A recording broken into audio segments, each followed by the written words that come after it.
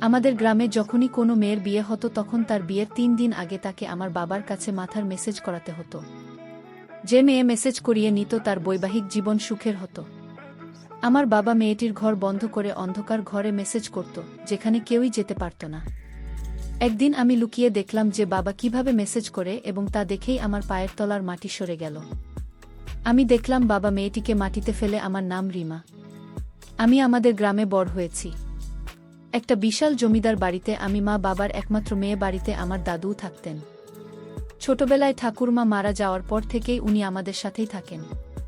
দাদু এমনিতে খুব ফিটফাট শরীর, শাস্ত্রে দারুণ যত্ন নেন। আর বাবার বয়সও বেশি না, কম বয়সেই বিয়ে করেছিলেন। আর আমি খুব তাড়াতাড়ি এসেছি পৃথিবীতে। আমাদের পরিবার ছিল খুবই ধনী। দাদুর অনেক ব্যবসা ছিল, শহরেও দোকানপাট ছিল অনেক। ফলে আমাদের কখনো টাকা পয়সার টানাটানি হয়নি। বিশাল বাড়ি আমাদের, এত বড় যে মনে হতো গোটা গ্রামটাই যেন সেই বাড়ির আঙিনায় আটকে যাবে। বাড়ির কাজের লোকজনও অনেক, তাই মা বা আমার কখনো ঘরের কোনো কাজ করতে হয়নি।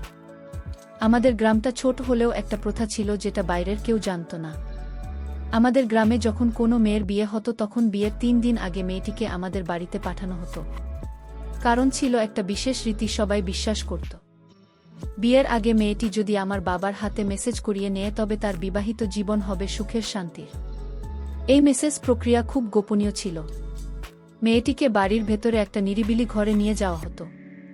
দরজা ভেজিয়ে সেখানে বাবা নিজে তাকে মেসেজ দিতেন। বাইরে কেউ যেত না, ভেতরে কি হতো কেউ জানত না। তবে ঘণ্টাখানেক পর যখন মেয়ে বেরিয়ে আসত তার চোখে মুখে একরকম চুপচাপ ভাব থাকত। আর কিছুক্ষণ পর বাবাকে যখন ঘর থেকে বেরোতে দেখতাম ওনার গায়ে ঘামের ছাপ, মুখে যেন ক্লান্তির রেখা, তখন আমি বুঝতাম না কিছুই, ছোট ছিলাম তো। কিন্তু এখন বয়স হয়েছে, 16 পেরিয়ে গেছি। এখন বুঝি এই রীতিটা ঠিক কতটা অদ্ভুত। বাবার মধ্যে এমন কি আছে যা শুধুমাত্র তার ছায় কারো জীবন সুখের হয়ে যায়? এমন বিশ্বাস কিভাবে একটা গোটা গ্রামে গড়ে উঠল? একদিন আমি সব দেখেছি লুকিয়ে, আর যা দেখেছি তাতে যেন ভেতরটা কেঁপে উঠেছিল। তারপর থেকেই এই বাড়ি, এই রীতি আর বাবাকে আমি এক অন্য চোখে দেখতে শিখেছি। আমি আমার বাবাকে খুবই বিশ্বাস করতাম। ছোট থেকে দেখেছি উনি পরিবারের জন্য কত কষ্ট করেন, কি যত্ন করেন আমাদের। কিন্তু একটা ব্যাপার আমার মন থেকে কিছুতেই মেনে নিতে পারতাম না। আমাদের গ্রামে সেই অদ্ভুত প্রথা, বিয়ের আগে মেয়েদের আমার বাবার হাতে মেসেজ করানোর বিশ্বাসটা। ছোটবেলায় বুঝতাম না ঠিকঠাক, তখন মনে হতো হয়তো এটা কোনো দরকারি রীতি। কিন্তু বয়স বাড়ার সাথে সাথে যখন নিজে নিজেই অনেক কিছু বুঝতে শিখলাম তখন একটা অস্বস্তি শুরু হলো। ভেতরটা জুড়ে আমাদের বাড়িতে কখনো কিছুর অভাব হয়নি। দাদুর প্রচুর সম্পত্তি, শহরে বড় বড় ব্যবসা, অনেক কাজের লোক, সবকিছু ছিল। কিন্তু আমার বাবাকে যখন দেখি ওই সব মেসেজ দিতে নিয়ে গিয়ে নিজেদের ঘরের ভিতরে বন্ধ করে দেন, তখন ভেতরে ভেতরে একটা অদ্ভুত যন্ত্রণা হতো। ভাবতাম এতসব থাকার পরও উনি কেন এমন কিছু করছেন যেটা একেবারেই অস্বস্তিকর। আমি ছোট থাকতে ভাবতাম বাবা হয়তো মেয়েটির ভালো চাচ্ছেন ও সুখের জন্যই সব করছে। কিন্তু এক রাতে একটা মেয়েকে ঘর থেকে বেরোতে দেখলাম, মুখটা একদম ফ্যাকাশে হয়ে গিয়েছিল, চোখে মুখে অদ্ভুত এক চাপা ভাব। সেই মুহূর্তেই আমার বিশ্বাসে ধাক্কা লাগলো, মাথায় হাজারো প্রশ্ন ঘুরতে লাগলো। সত্যিই কি এই মেসেজ এতটা দরকারি, নাকি এর আড়ালে লুকিয়ে আছে এমন কিছু যা কাউকে বলা হয় না? আমি খেয়াল করেছিলাম যখনই কোনো মেয়েকে ঘরে নিয়ে যাওয়া হয় আমাকে ঘরের ধারে কাছেও যেতে দেওয়া হয় না। এমনকি মা আর দাদু পর্যন্ত বিশ্বাসটা জানেন। বুঝতে পারি এটা আরও ভয় লাগা। বাড়ির সবাই যদি জানে তাহলে এই নিয়ম চলছে বা কেন? আমি ঠিক করেছিলাম সব নিজের চোখে দেখে নেব। ওই ঘরের জানলাটা যেখানে খানিকটা ফাঁকা সেখান থেকে একবার উকি দিয়ে দেখে নেব কি হয় ভেতরে। আর সেই সুযোগ একদিন এলো। আমাদের গ্রামের একটু দূরের এক বাড়ির মেয়ের বিয়ে ঠিক হয়েছিল। তার বিয়ের 3 দিন আগে তার বাবা নিজে এসে আমাদের বাড়িতে রেখে গেলেন তাকে।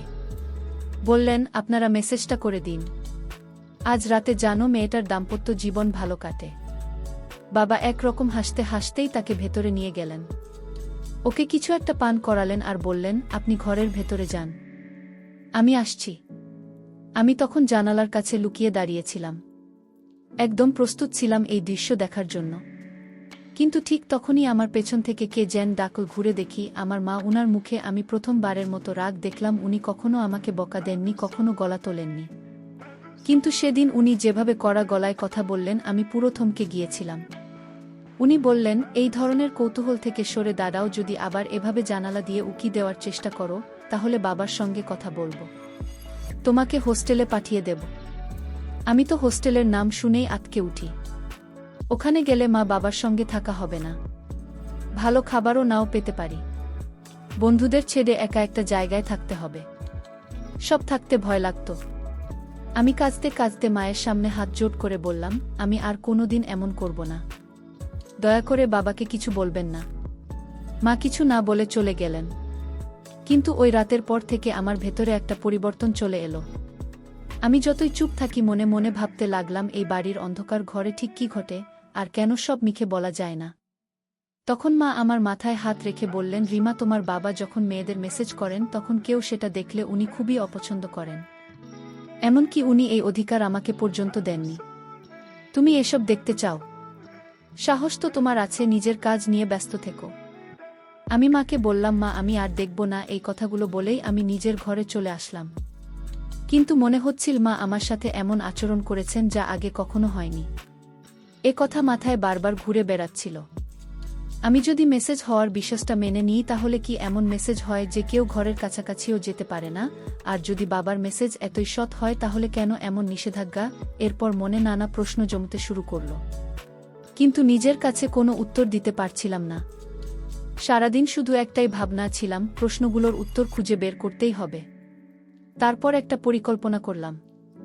যখন ওই মেয়েটির বিয়ে হবে তখন যাব আর তাকে সরাসরি জিজ্ঞেস করব আসলে কি হয়েছিল। মেয়েটির বিয়েতে সবাই গিয়েছিলাম আমরা। বিয়ের ভিড়ে আমি তাকে একলা পেয়ে বললাম, দিদি, বাবা আপনাকে এমন কি মেসেজ করলেন যার কারণে আপনার মুখ এতটাই বিষণ্ণ লাগছিল? ও মুচকি হেসে মুখ ফিরিয়ে নিল আর কোনো কথা বলল না। আমি অনেকক্ষণ চেষ্টা করলাম তার সাথে কথা বলতে, কিন্তু সে মুখ খুলতে রাজি হয়নি। হতাশ হয়ে আমি ওর ঘর থেকে বেরিয়ে এলাম। আমি বুঝতে পারলাম না আমার প্রশ্নের উত্তর কিভাবে পাব। আমার মনে সন্দেহ জাগল, হয়তো বাবার মেসেজের পিছনে কিছু আছে যা মেয়েদের কষ্ট দেয়, আর তাই তারা ঘর থেকে বের হওয়ার সময় এতটা বিষণ্ণ থাকে। কিন্তু আমি কার কাছে জিজ্ঞেস করব? মাকে তো জানতাম, সে আমাকে সেখান থেকে দূরে রাখার জন্য বলেছে। বাবার কাছেও কথা বলতে পারছি না। বয়স বাড়ার সাথে সাথে বাবার এই কাজ নিয়ে আমার বিরক্তি আর ঘৃণা বাড়তে লাগল। মনে হচ্ছিল উনি মেয়েদের প্রতি স্নেহ দয়া পর্যন্ত করেন না। এসব কথা কেউ শুনলে বিশ্বাস করবে না যে যিনি আমার বাবা, আজ আমি ওনার থেকে দূরে সরে যাচ্ছি। কথা বলতেই চাই না। উনি যখন আমার কাছে কথা বলতে আসেন তখনই আমি কোনো না কোনো কারণ দেখিয়ে দূরে চলে যাই। গ্রামের মানুষ অন্ধবিশ্বাসে বিশ্বাস করে, মনে করে বাবার হাতে কোনো জাদু আছে। মেসেজ করলেই মেয়েদের বৈবাহিক জীবন সুরক্ষিত হবে। আর এই ভয়ে মেয়েদের পরিবারের লোকেরা নিজেদের মেয়েদের আমার বাবার কাছে ছেড়ে দেয়া। আর আমার বাবা সেই সুযোগ নিয়ে কি করে সেটা কেউ জানে না। আর মেয়েরা, ওরা তো কিছু বলতে পারে না। আমি এতটাই উদ্গ্রীব হয়ে উঠেছিলাম। সবকিছু জানতে যে সিদ্ধান্ত নিয়েছিলাম আমাকে সত্যি সত্যি জানতে হবে। ওই মেয়েদের সাথে আসলে কি ঘটে ভাবলাম। ওই ঘরের আশেপাশে লুকিয়ে বসে সব বুঝব আর গোপন কথা জানব। তখনই আমার মনে দৃঢ় সিদ্ধান্ত জন্ম নিল, আমি এই কাজটাই করব, সত্যিটা জানব। তবে সঙ্গে সঙ্গে ভয়েরও একটা ছায়া এসে ঢুকল। মনের মধ্যে ভাবলাম, যদি মা বাবা জানতে পারে, ওরা রেগে আমাকে হোস্টেলে পাঠিয়ে দিতে পারে, তখন আমি কি করব? কিন্তু তারপরও ঠিক করলাম, ওদের যা খুশি করুক, আমি সত্যিটা জানতে বাধ্য। ভেবেছিলাম যদি সত্যিটা না জানি তাহলে বাবা আর কত মেয়ের জীবন নষ্ট করে ফেলবেন। তাই যখনই গ্রামে কোনো মেয়ের বিয়ে হবে আর সে মেসেজের জন্য আমাদের বাড়িতে আসবে, আমি আগে থেকে সেই ঘরে গিয়ে লুকিয়ে থাকব। যা কিছু ঘটবে নিজের চোখে দেখব। তারপর বাবার সেই নোংরা দিকটা সবাই বানাবো। হঠাৎ মায়ের কথা মনে পড়ল। মা বাবাকে এত বিশ্বাস করে মেসেজের সময় যেন কোনো বিঘ্ন না হয় সেজন্য মা আমাকে বকাঝকা করেছেন। মা এমনই সতর্ক থাকেন যাতে ওই ঘরের আশেপাশেও কেউ না যায়। কিন্তু মা জানেন না বাবা মেসেজের নামে আসলে কি করছেন। আর মা সেটা জানলে হয়তো নিজের উপরেই অপরাধ মনে করবেন। আমি বারবার ভাবতাম, মেয়েদের পরিবারগুলো কি একবারও ভেবে না যে মেসেজের মাধ্যমে জীবন সুন্দর হয় না? জীবনের সুন্দর হওয়া নির্ভর করে ভাগ্যের উপর, সংস্কারের উপর। মেসেজের সঙ্গে কি সম্পর্ক? কিন্তু এসব কেউ বোঝে না। তাই আমারও কিছু করার নেই। তাই ঠিক করলাম আগের সব ঘটনা নিজে দেখব, পুরো সত্যটা জানব। তারপর ঘুমিয়ে পড়লাম। মনে করলাম পরের বার আসল গল্পটা বুঝে নেব। সকালে উঠে জানলাম গ্রামে আরেকটা বিয়ে হয়েছে আর মাত্র 8 দিন বাকি। আমি আগ্রহ নিয়ে অপেক্ষা করতে লাগলাম কবে মেয়েটিকে আমাদের বাড়িতে মেসেজের জন্য নিয়ে আসা হবে।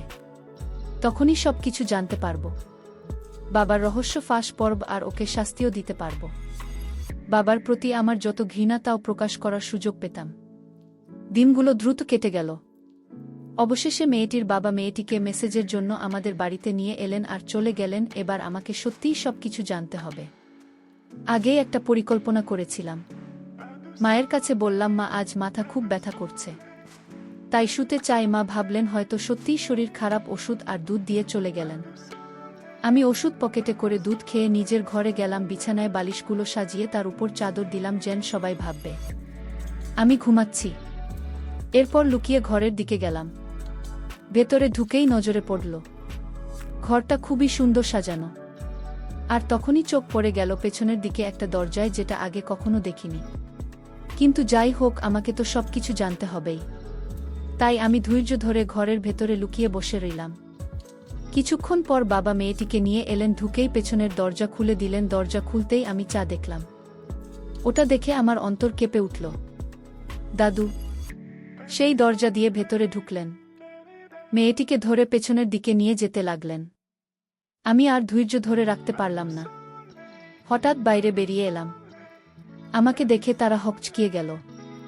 বাবা রেগে আমার দিকে চেয়ে রইলেন। তখন আমি জোরে জোরে চিৎকার করতে শুরু করলাম। আমার চিৎকার শুনে মা ঘরে এসে আমাকে চুপ করাতে লাগলেন। আমি বললাম, মা, আপনি জানেন না ওরা ভিতরে কি করছে? মা ধীরে ধীরে বললেন, আমি তো জানি এই ঘরে কি হয়। আমি বললাম, তাহলে আমাকে সত্যিটা বলুন, না হলে আমি পুরো গ্রামকে বলে দেব। বাবা মাথা নিচু করে দাঁড়িয়ে রইলেন। তার চোখ থেকে একটার পর একটা জল ঝরছিল। মেয়েটি দাদুর কাছ থেকে হাত ছাড়িয়ে দূরে দাঁড়িয়ে রইল। তারপর পেছনের দরজা দিয়ে পালিয়ে গেল আর সবাইকে জড়ো করে নিয়ে এল। দাদুর নিচে মেঝেতে বসে কাঁদতে কাঁদতে বললেন, সবাই আমাকে ক্ষমা করে দাও। এরপর আর কিছু বলতে পারলেন না। তারপর বাবা বললেন, আমি আসলে মেসেজ করি না। আমার এমন স্বভাব যে কোনো মেয়ের বিয়ের আগে তার সাথে সম্পর্ক করতে চাই। তাই আমি গ্রামে এই রেওয়াজ চালু করেছি, যাতে মেয়েরা আমার কাছে বাধ্য হয় আর এতে তাদের জীবনে সুখ আসে। তবে আসলে বাবা আমাকে জোর করে এই কাজ করাতেন। মেয়েদের ওই ঘরে নিয়ে আসতাম আমি, আর বাবা তাদের ধরে পেছনের দরজা দিয়ে বাগানে নিয়ে যেতেন। সম্পর্ক গড়ে তুলতেন। আর যারা মুখ খোলার চেষ্টা করত তাদের দমিয়ে রাখতেন হুমকি দিয়ে। কেউ কেউ যদি কথা বলতো, বাবা ওদের এবং তাদের পরিবারকে ভয় দেখাতেন। প্রাণে মেরে ফেলার হুমকি দিয়ে মেয়েদের যেখানে বিয়ে হতো, বাবা তাদের প্রচুর সম্পত্তি দিতেন, যাতে মেয়েরা খুশি থাকে। এ কারণেই গ্রামের সবাই ভাবত মেয়ের জীবন সুখের কারণ। এই মেসেজ কিন্তু আসলে সেটা সম্পদ আর হুমকির ফল। সবকিছু জানতে পেরে আমার পায়ের তলা থেকে মাটি সরে গেল। আমি বাবাকে ঘৃণা করতাম, কিন্তু বুঝতে পারলাম উনি বাধ্য ছিলেন। সবকিছু চালাচ্ছেন আমার দাদু। আমি ওনার জন্য লজ্জিত। কিছু বলার আগেই আমি সোজা নিজের ঘরে চলে গেলাম। কেঁদে ফেললাম। ভাবলাম মেয়েদের বাইরে নিরাপত্তার কথা বলি, হয়তো প্রয়োজনও। কিন্তু যখন নিজের ঘরে এমন রাক্ষস বাস করে, তখন বাইরে কি নিরাপত্তার দরকার? বন্ধুরা, ইউটিউবের গল্পগুলো শুনে মজা না পেলে আমার ওয়েবসাইটে দেওয়া গল্পগুলো শুনতে পারো। সেখানে প্রতিদিন খোলামেলা গল্প আপলোড করা হয়। কমেন্টে ওয়েবসাইটে লিংক দেওয়া আছে।